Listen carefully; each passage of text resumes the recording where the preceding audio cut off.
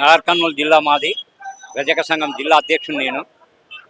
అక్కడ 18వ తారీఖు నాడు నైటు మల్లన్న జాతరలో జరిగినటువంటి మా రజక కుటుంబానికి, అందులో మా రజకుడైనటువంటి యువకుడు దళిత అమ్మాయిని చేసుకుంటే ఆ రోజు దేవుని దర్శనానికని మా వాళ్ళు లేడీస్ పోయిరు. ఫస్ట్ లేడీస్ పోతే దర్శనం చేసుకొని పోతే ఇక్కడ దళిత అమ్మాయి కనపడ్డది. దళిత అమ్మాయి కనపడడం వల్ల మీరు అక్కడ బిల్లు లేదు, టికెట్ లేదు, టికెట్ కట్టాలనే ఉద్దేశంతో పైసలు అడిగితే ఎంకిపోతారేమని కొన్ని డబ్బులు అడిగారు. డబ్బులు అడిగితే మరి మేము డబ్బులు ఇస్తాం, టోకన్ ఇవ్వమని అడిగారు. అక్కడ వాళ్ళు టోకన్ లేదేం లేదు, డబ్బులు ఇస్తే లేకపోతే వెళ్ళిపోరే అన్నారు. మేము ఎందుకు వెళ్తాం, ఊరంతా దర్శనం చేసుకుంటారు, మేము చేసుకుంటాం అందరితో పాటు అన్నారు. అంటే మీరు రావడానికి లేదని ఎదల మీద చెయ్యి దొబ్బడం జరిగింది. ఒక లేడీస్ని దొబ్బి కింద పరిచి ఎక్కువ తక్కువ అంటే కొట్టడం జరిగింది. వాళ్ళు ఆ మందిలో వాళ్ళు అవమానం జరిగి బయటికి పోయి కూర్చొని వాళ్ళ కొడుకుకు ఫోన్ చేయడం జరిగింది. కొడుకుకు ఫోన్ చేస్తే ఆ వీళ్ళు ఏడ్చుకుంటా బాధలో, నాయన గిట్ట జరిగింది బిడ్డ గుడి దగ్గర అంటే, ఆ అబ్బాయి ఆ గుడి దగ్గరికి వెళ్ళి వాళ్ళు చూస్తే రెడ్డిలు అప్పుడు అలా లేకున్నారట. లేకపోతే ఒక మెసేజ్ పెట్టాడు ఫోన్లో, మా ఒక్క బీసీలని మా దళితులని ఈ చిన్న అవమానం చేసిర్రు, ఇంత అవమానం చేసిర్రు, దొబ్బిర్రు, చేతులు వేసి మగవాళ్ళు మీ మహిళలను కూడా ఇలాగ చేస్తే మీరు ఊరుకుంటారా అన్నాడు. అన్న పాపానికి అది గ్రూపులో పెట్టారు కదా, అలా గ్రూపులో కనపడ్డదంట. ఆ రెడ్డిలంతా ఫోన్లు చేసుకుని అరే పలానోడు మనని ఇట్లా ఎగతాళి చేసిండ్రా, ఈ కుమ్మెర గ్రామంలో ఇంతవరకు మనకు ఎదురు మాట్లాడినో లేడు, ఏది మనకు ఎదురు చెప్పినో లేడు, వీని కొడుకుని సావత్యంగారని అందరు ఏకమై ఆ పిల్లగాడు గుడి అవతలుంటే పోయి పట్టుకొని ఆ కొబ్బరికాయలు కొట్టే ఆ రూమ్లకు తీసుకుపోయి చిత్రహింసలు పెట్టి కొడుతుంటే ఆ బయట ఉన్న తల్లి భార్య అటువంటి వాళ్ళు లోపలికి పోయి అయ్యా మా కొడుకుని కొట్టకుండ్రి అని తల్లి నా మొగని చంపకురి అని ఆ పసిపాపని చూపించింది. నా పిల్ల అగుడైతుంది, నేను అగుడైతా అని ఇట్లా చూపిస్తే చిన్న పాపని కాలుతో పెట్టి తంతే ఆ చేతులకెట్టి పాప ఎగిరిపోయి అక్కడ పడడం జరిగింది. ఇంత మేము ఘటన లేము సార్. మేము జిల్లా అధ్యక్షుడు ఒంగూరు మండలం, అది పోల్కంపేట ఉన్నాం. మాకు ఆ రోజు నైటు విశారదన మహారాజు గారు అక్కడ ధర్నా చేస్తుంటే ఈ సోషల్ మీడియా వాళ్ళనే మేము చూసి ఎమ్మడే మొదటి రోజే పోయాము. మేము అక్కడికి పోయి ఆ గ్రామానికి కుడక పోయాము. ఆ గ్రామానికి పోతే పాపం వాళ్ళ పూరి గుడిచే రేకులు, ఇల్లు గుడకలేదు, రేకులు ఉన్నాయి. వాళ్లకు కరెంటు పక్క రజకుడు ఒక ఆయన కరెంట్ ఇస్తేనంట, ఆయన మీద ఒక కేసు పెట్టినంట, ఈయనకు కరెంట్ ఇవ్వద్దని. అంటే అక్కడ ఏముందంటే వాళ్ళు చెప్పిందే వేదం. రెడ్డిలు ఎవరు చెప్తే వాళ్ళకి అనుసంధానం ఉంటారో ఆ ఊళ్ళని వాళ్ళే బతకాలి, వాళ్ళు ఎదురు తిరిగినోడు బతకడానికి వీల్లేదు.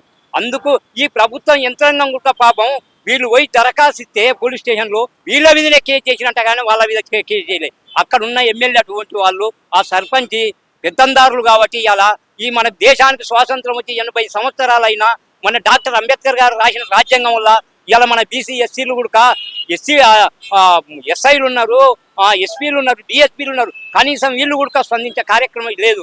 ఎంతసేపు ఉన్న ఎమ్మెల్యేలు మంత్రులు చెప్పింది ఏ ప్రభుత్వం అధికారంలోకి ఉంటే ఆ ప్రభుత్వానికి కొమ్ము కాస్తున్నారు ఇవాళ అధికారులంతా. ఈ చిన్న అధికారం నుంచి పెద్ద అధికారి వరకు, కలెక్టర్ వరకు.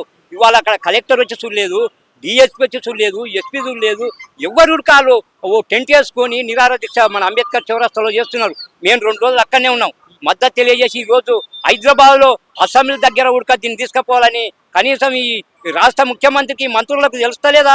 ఇంత సంఘటన జరుగుతుంటే మీడియాలు వచ్చి అడ్వర్టైజ్ చేస్తున్నా, ఎందుకు దీన్ని స్పందించాలని అరెస్టు చేస్తలేరని మేము ఇంత దూరం రావడం జరిగింది. అంటే కులాల కుట్రలతో అభం శుభం తెలియనటువంటి 2 నెలల పసికందు చనిపోయింది. ఇప్పుడు దీనికి సంబంధించి ఇది ఒక్క దురహంకారం, అంటే ఒక్క రెడ్డి అహంకారంతో. ఈ రెడ్డి ఏదైతే ఉన్నారో ఈ దళితులు గుళ్ళలోకి వస్తే ఒకరిని చూసి అందరు వస్తారు. అప్పుడు మనం ఇది పెత్తానం మనది కాదు, వాళ్ళదే పెత్తానం జరుగుతుంది. ఇవాళ పైసలు వసూలు చేస్తున్నారు, వాళ్ళు ఎవరికి ఇవ్వడానికి కాదు, వాళ్ళు తినడానికి. అంటే ఇప్పటి వరకు వాళ్ళు మనం ఓట్లు వేస్తున్నాం, వాళ్ళ నాయకులు అవుతారు, పనులు చేసుకుంటారు, మనం దోసుక తింటారు. అదే రకంగా దోసుకొని తింటా ఉన్నారు. ఇవాళ మన కష్టం చేస్తున్నాం, వాళ్ళని సంపద అడుగుతలేము, రూపాయలు అడుగుతలేము, మాకే న్యాయం కావాలంటున్నాం. ఇవాళ వాళ్ళకు ఆ కుటుంబానికి ఒక గవర్నమెంట్ ఉద్యోగం ఇవ్వాలని మా రజక సంఘం రాష్ట్ర తరఫున కోరుతున్నాం. ఆ కుటుంబానికి ఒక గవర్నమెంట్ ఉద్యోగం కల్పించాలని, 1 కోటి రూపాయల పరిహారం ఇవ్వాలని, ఎవరైతే 8 మంది ఆ రూములు వేసి కొట్టినటువంటి వాళ్ళని శిక్షించాలి.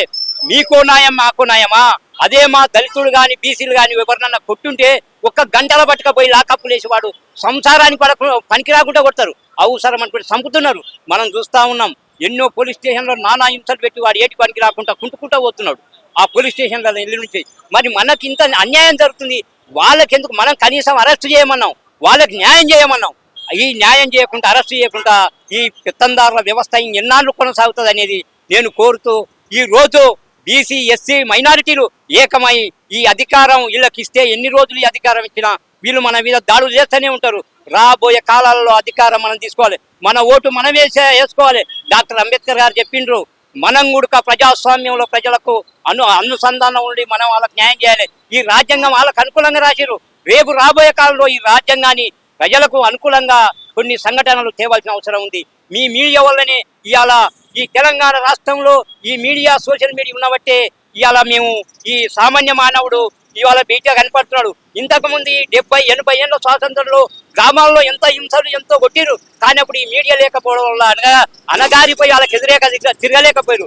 ఇవాళ ఈ మీడియా వల్లనే ఇవాళ ప్రజా సంఘాలు అందరికీ తెలిసి ఈ రాష్ట్రంలో ఉన్న కుల సంఘాలు కానీ కొన్ని పార్టీలు కానీ మద్దతు తెలియజేస్తున్నారు. అక్కడ రజక సంఘం ఈ కులహంకార శక్తులకు ఏం చెప్పదలుచుకున్నారు? ఈ కులహంకార శక్తులకు ఇప్పటితో వదిలిపెడితే ఈ ప్రభుత్వం రేపు ఇంకొకటి చేసే అవకాశం ఉంటుంది.